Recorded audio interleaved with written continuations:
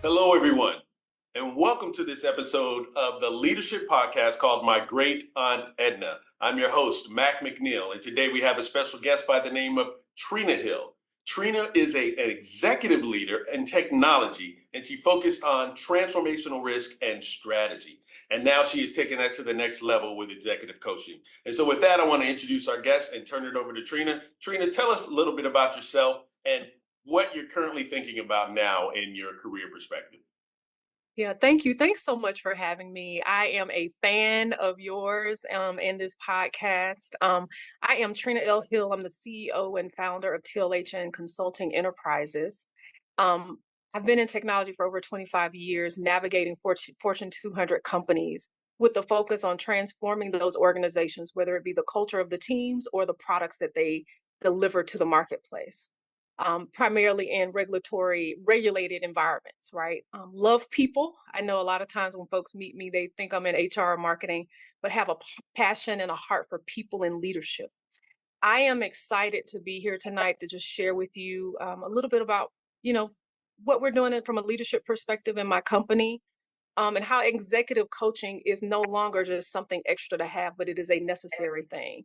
You should always have an executive coach that's a part of your board of directors along the way. So thank you so much for having me, Mac. Well, thank you. And that was a perfect transition when you talked about executive coaching being a necessity now. It's not an option. I know back in the day, it's like, hey, you're going to the next level of leadership, and here's an option for you to help you prepare. But now I think with so much going on in the world and the corporate environment and then external variables, like it's absolutely critical to have someone that you can reach out to and work with consistently. So, and I know you've been in technology and you've had, extensive experience in thinking about technology, but in leadership in general, with all the variables that are going on right now, and if I'm a new executive wanting to go to the next level, like how can you immediately impact or help me? Yeah. So the first thing that we've got to do is talk about you. Right. So what happens as we are going through the ranks, and I understand it because I've gone through that process, right? You're so focused on showing up for your team and you're so focused on showing up and doing the quote unquote right things, but you really never take time to assess where you are because you're going to go through a lot of change. The level of leadership and the way that you work before this promotion is going to be different, right? You will go from being the doer I always say from being the hands to being the head, and there is a transition in that process, right? And so what I like to do with my clients is spend some time on the front end talking about who you are, where you are, and what does success look like for you in this role. It's not just about the title, it is Mhm. also about you, right? Because you're going to execute for the organization. They would have never put you in the role if that was not the case. But the question is, how do you define success for yourself, and what areas you may be struggling in that we can go ahead and get a plan together, because you know where your strengths and weaknesses are. We're going to spend some time assessing that. And then let's put a plan together to set you up for success and help you along the way versus you burning and crashing. And then we have to spend double the time to get you fixed. So you said a couple of things that I want to pull out of it. One, you were talking about strengths and weaknesses, and I was thinking about my own transition several years ago when I became a junior executive. I was really, really, really focused on the mission, of Mhm. what needed to occur with the organization, my team, who I needed to upskill, from a technology standpoint, what tools do we need to support them? I didn't think about myself at all, right? So I Yeah. love the fact that you said, you're going to start out with the individual, but I also know me as well. I don't really talk about my weaknesses much. You said I know my weaknesses. Yeah, that's true. I might know some of those, right? But I don't really talk about them. So, how do you get someone to actually open up and talk about their weaknesses that maybe they're hiding from or they don't even want to talk about? Creating a safe space. I think, as you think about rising up through the ranks, oftentimes the higher you get, the less you're willing to talk about those things because you are the leader. You must show up as being the leader who's perfect and will, be the calm in the storm. But I found with a lot of my clients, just even creating the space for you to talk about it and to give you time to process in a safe space is how I get you to that point. Because we all need help. None of us here are perfect. We're going to continue to evolve. But a lot of times we don't even take the time for ourselves just to sit and think about ourselves, to put ourselves in the employee seat. Because you know what your employees, you know what their strengths and weaknesses are. And if you're a good leader, you're constantly helping them, because either positioning them in places where they're going to be successful or helping them to refine those especially the strengths as well as those weaknesses they have. I force you to put yourself in that seat and give you the space to process through it. Understanding my strengths and weaknesses from a career perspective or work or management perspective. But how else do you help me realize the other variables? Because there's several. In retrospect, I look back at like, wow, I really could have used this, and I don't want to, just tell your story. But Mhm. how else would you help a young junior executive moving to the next level? Yeah, so outside of us spending some time to do some identity work, right? I think the other part is you've got to understand the rules of engagement. At every level, even though it's the same game board, the Mhm. rules of engagement is different. So let me give you an Absolutely. example. When you're lower level, if somebody invites you to go to dinner, in theory, you might could blow them off, right? You could make an excuse. The further up you go, it's Mhm. expected for you to be there, Right. right? And not to just be there, but to be fully present there, having conversations and connecting with people, right? You've got to understand at that level, how do you play the game at that level? And I know Yeah. we don't like to say we don't like to play the game, but the reality is every job you're in is going to be part of a game, right? There's rules of engagement. It's the way that the corporation operates everywhere. And so I want to spend some time with you helping you understand, how does your organization work? What are those rules? How do you leverage Mhm. those rules for your success as well as your team's success, right? Mhm. And forcing you to put those things that may be uncomfortable for you in action. So for instance, I had a client who wanted to, needed some additional resources. Mhm. And he was like, well, my manager said we don't have a budget. And I'm like, yeah, well, that's what leaders tell you. They're going to always tell you that. But did you go pull a business case together and explain to them the risk that if you don't get this person, this head count filled, here's the impact, here's the financial impact, or here's the risk impact to the organization? Did you have that conversation? Well, no, I didn't know to do that. I said, I know. But your organization talks about risk all the time. Yeah, yeah. It's on their website. So leverage their language to get what you need in order to Mhm. mitigate risk and to Mhm. get the work done that you need on your team. So I work with folks to really look at who is your organization? What do they say they do? How do you leverage their language in Mhm. order to get you what you need to be successful for your team? That's good stuff. So I want to take it up now to the next level. We've been talking about junior executives new to role, Mhm. but senior executives who've been an executive for a while, someone like me, you've been in Mhm. the role for a while, you may be feeling stagnant. Mhm. Is this the end for me? Thinking about what are the next stages in my career? All kinds of things. The demographic of the organization maybe has changed where now there's a new generation who thinks differently, right? But Mhm. how do you help senior executives that have been in that role for a while move or just get passion again? People are searching for that. Oh, I used to be really excited about this. So how do you as an executive coach help with that? Yeah, we gotta assess where you are and what do you want. So again, going back to success, right? I think, Mhm. earlier in your career, they're thinking you need to continue to go up the ladder. That was kind of how people define Right, success. right. But once you're at that level, you have to figure out what brings you joy, what are you gifted to do, and are you in alignment with that? Because if you're doing what you've been called to do and what you're gifted to do, and you're getting paid for it, that's the sweet spot, Yeah. right? But if that's not where you are, then we have to figure out, well, where is that? Is that in your current organization? Mhm. Right? Is it outside the organization? Do you start a company on the side? Right? Or do you go get a board seat? We need to figure out what is it that what's the desire of your heart in this season that's gonna align with really your those passions and the gifts that you have. So I do spend a good bit of time with leaders because again, I think what happens is we spend so much energy going up the ladder, and then Yes. once you get up there, you're like, okay, well, now I'm bored, right? And the reality is the competition is different. Yeah. The top of that pyramid is smaller. So the pet projects and the extra projects or the switching your, job every 2 years, it doesn't happen that way. Mhm. And so I like to really get with my clients to talk to them about, again, what do they really want?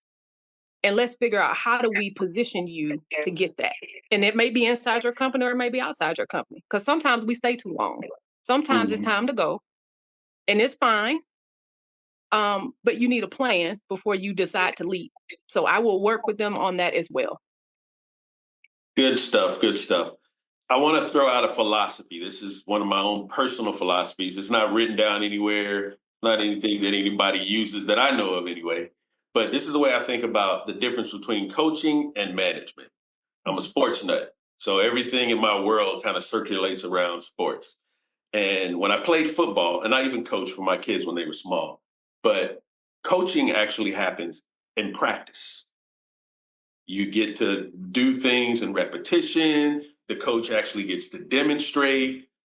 You get to watch someone else do it, and then you get to execute. And then there's some, feedback associated with it. But when I'm in a game, during the football game, my coach is no longer coaching. He's a manager at that point. He's managing the game, right? And so going back to the whole junior executive thought process, as a junior executive, they're being coached by an executive coach like yourself. How do you help them in the game? Like when they're active in the game, like what tools, could you prepare as an executive coach to make sure that they are operating properly during the game? Yeah, that's a great question. I have different tools for different types of people, right? But what I'll tell you, one of the things that I've seen is anxiety shows up heavy. Yes. You want to show up as a junior leader as being perfect. And so one of the tools that I use with my folks is really just simply for them to breathe. Mhm. And nobody has to know you're breathing. Yes. Literally for you to just calm yourself and take three deep breaths in and three Mhm. deep breaths out. And when I have them inhale in, I'm having them inhale what they want the outcome to be or Oh, that's something good. positive, Yeah. right? So it might look like I'm going to inhale that we're going to get this first down, right? And Yeah. I'm going to exhale my frustration with number 7 because the last play he dropped the ball, Mhm. Yeah. right? Something as simple as that. Oh, that's Because good. what it does, it regulates and it helps change your mindset because you're letting Mhm. go of what you don't like, but you're putting in what you desire. Yeah, definitely. That's Yeah. good. So the listeners out there, whether you're watching here on video or you're listening right now, the level of impact that she just dropped, I don't know if you guys caught that, but that is major what she just dropped. Like breathing. Actually, I think you just gave them a free tool. We'll call that a freebie. Yeah, that's But a freebie. yeah, that's a freebie because I can recall even going into senior executive roles, like if I'm new executive in a new company, new team, new meeting, don't know the flow and all of that stuff, but the importance of breathing. But the piece that you added that I thought was so impactful is like breathing in what you want the outcome to be. Like I've never thought of it in that Mhm, capacity or that mhm. that realm. That's pretty damn awesome. I like that. That's good stuff. Yeah. Yeah, it's really important. It sounds minor, but that's really important. All right, so I'm going to change gears a little bit here. So we're in 2025. This new year. We just had an election that was in the United States. If you're listening from around the world, we're in the United States, and we had an election like no other in the history of my lifetime, anyway, where it was extremely divisive, whatever, however you say that word. Um, People lost relationships. Some people changed philosophies, and I have a term that I've tagged. It's called election PTSD. And in terms of leadership, I know that leaders need to be cognizant of this phenomenon because it's actual, it's real.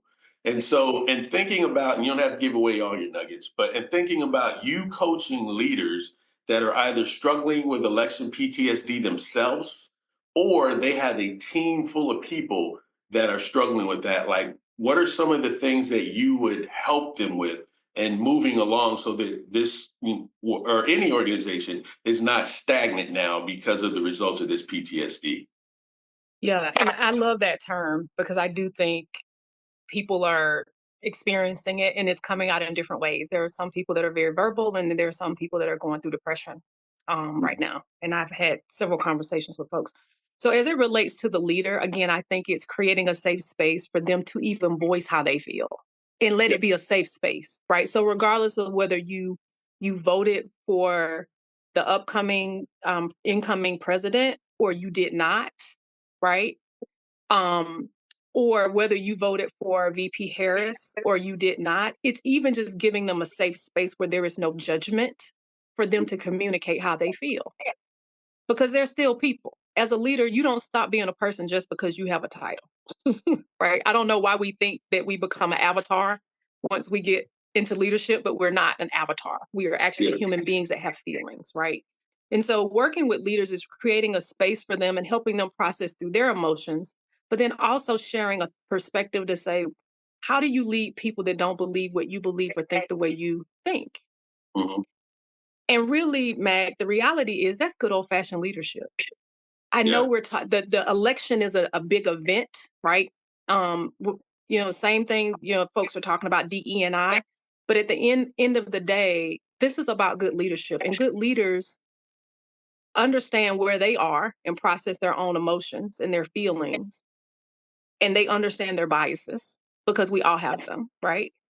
But then they help their teams and meet their teams where they are, and they respect even if they don't agree Mhm. their team's positions on different things.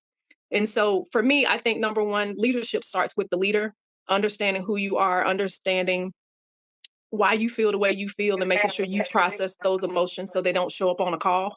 Because sometimes it will if you don't process it in a safe space. And then as they look to their teams, making sure that their messaging, which I think is really clear, is that we are not going to always agree with things, but we're going to be respectful because leaders set the tone, Yeah. Yeah. right? And even if they decide not to share their political affiliations or how they feel, I think it's important for them to communicate that their team is safe, Mhm. regardless of which side of the aisle they voted for, and that we are going to focus on being respectful and care about one another as people, regardless of what we believe. I think you have to message that. I think you have to show that. And I think you have to hold people accountable for that. Really good. I'm going to throw in a twist. Sure. I like to do that.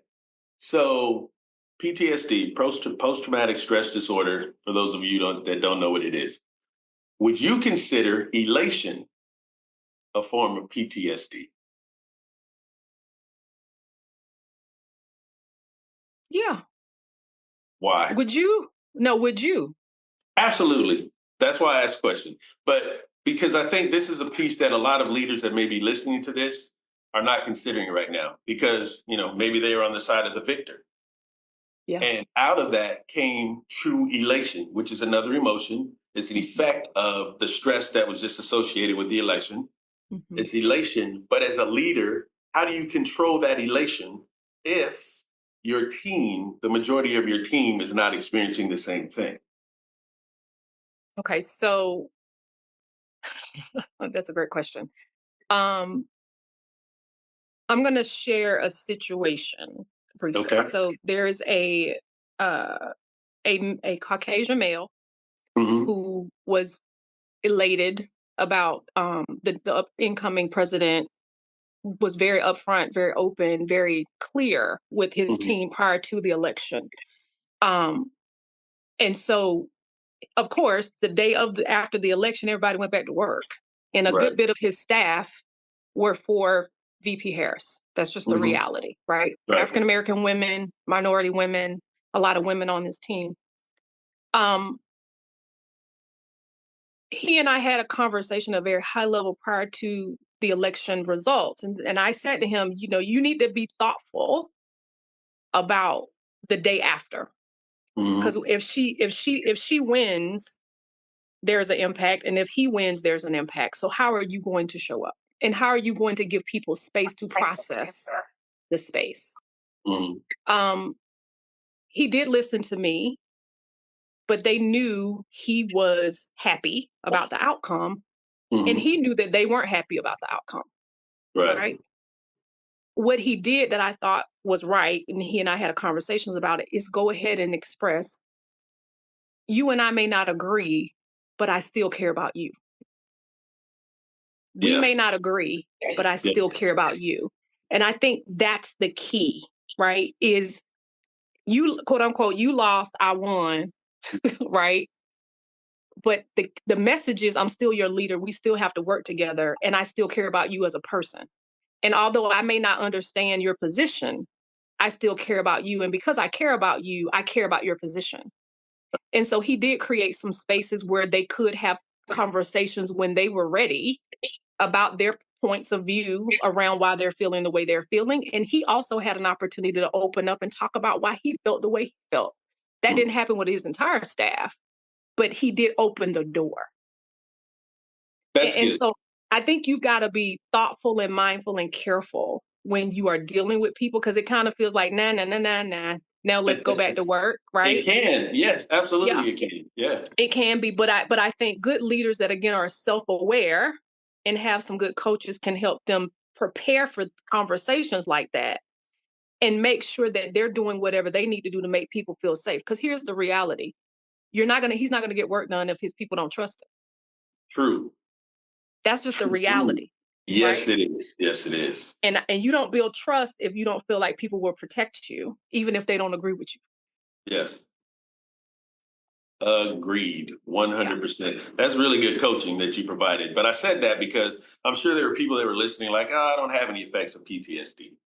Yes, you do. Or my team is, yeah, my team is fine, they're good, they're just going Mhm. to roll. But I think in leadership, and especially coaching other executives, it's good to talk about that and bring up exactly what those effects of the election can look like in leadership going forward.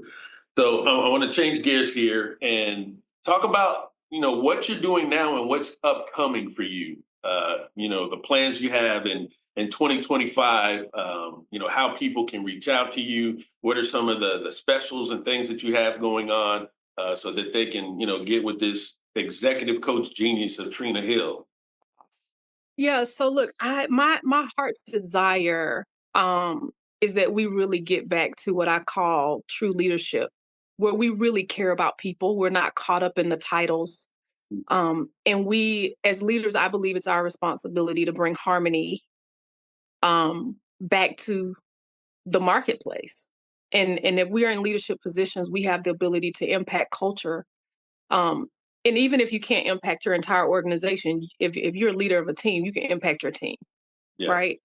And so I believe that that's a part of our calling. If we've been given the opportunity to lead people and to shepherd people, it's our responsibility. And so my desire in 2025 is really to focus on leaders and helping them, number one, see who they are and make sure that they're not dealing with burnout. Because as leaders, we will pour out and take care of everybody else, but we won't necessarily take care of ourselves. But also making sure that they are caring for their people the way their people want to be cared for, Hmm. right? Because back to your football analogy, there are some people you need to yell at, and then there's some people that you can look at them and they will get it, Yeah. Yeah. right? Yeah. We need to spend more time with our people understanding who they are and what they need so that we can set them up for success beyond just them executing and getting the work done.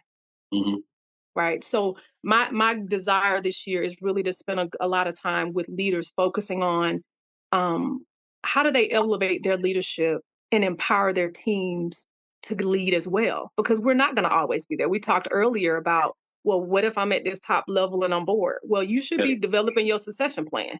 You should be thinking about who's going to take your spot, and if you are in transition, you're working with those people to help them step up. Or if you want to go on vacation and don't not take your phone, which you shouldn't take your phone anyway, you should be preparing them for leadership, where they don't have to depend completely on you. So what I'm working on this year is, continuing to develop, continuing to provide those services. I do have a special for your listeners. If they reach out to me on my website, which is trinalhill.com, and mention this podcast, I will give them 15% off on my coaching services for them for 2025. And then there's more to come, right? There are a couple of books that are in the works, so I'll have to share those with you, Yeah. as well as possibly you've inspired me to consider doing a podcast as well, because I've been a fan for a long time of Well, yours. thank you. I appreciate that, and you'd be great at it. You really would. Like, you're Thank you. personable, and that's really the key to it, being personable. But you ask a lot of questions, very thoughtful. You'd be a great podcast host. Maybe I'll be a guest on your show one day, right? Absolutely. Like when Absolutely. my next book drops. But no, this has been a great conversation. I know that you're going to be extremely successful. Leaders, if you're listening to me, trust me, reach out. It will be beneficial. Even if it's just for an initial conversation, just to understand like where you are and what you need to do. It will be worth your while and your time.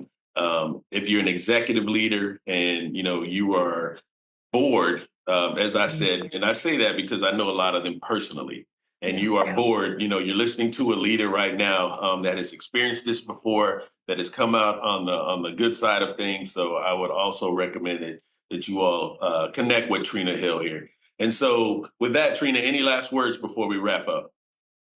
Listen, I think the thing that I will say is make sure you take care of yourself, right?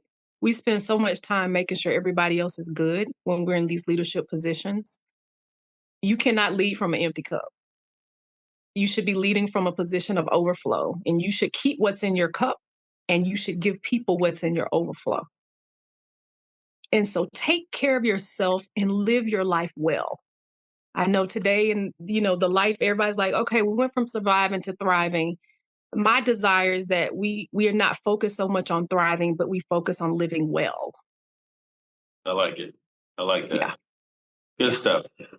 All right. So, with that, I want to thank everyone for tuning in for this episode of My Great Aunt Edna. Make sure you follow and subscribe to the channel. It's on all of the podcast networks across the world. You can reach me also at mygreatauntedna.com. And again, Trina's website was trinalhill.com. So make sure you guys reach out. We'll also put her information up on the screen. And with that, I want to say thank you. God bless you, and may your day and week be excellent.